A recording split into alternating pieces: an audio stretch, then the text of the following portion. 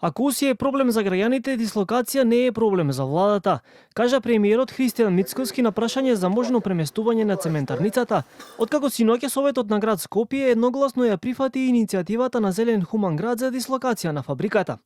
Мицкоски кажа дека првично ќе ги разгледаат заклучоците на Советот на град Скопје за прифатената иницијатива, па потоа ќе се прават конкретни чекори во рамките на надлежностите.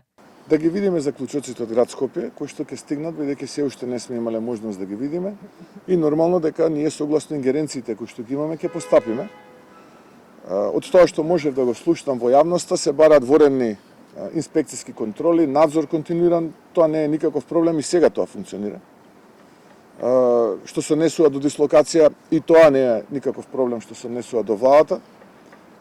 Така што сето она кое што е проблем за граѓаните и проблем за владата. Со заклучоците на Советот, меѓу другото се задолжува градот Скопје да се обрати до Министерството за животна средина со официјално барање да се испита работата на Усија и сите големи индустријски загадувачи, како и дали истите целосно ги исполнуваат сите услови, обврски и критериуми кои произлегуваат од важечката дозвола за работа и релевантната еколошка регулатива, и во најбрз срок да го известат град Скопје за резултатите. Од Министерството за животна средина велат дека борбата против аерозагадувачите е најголем приоритет и нема да имаат никаква толеранција.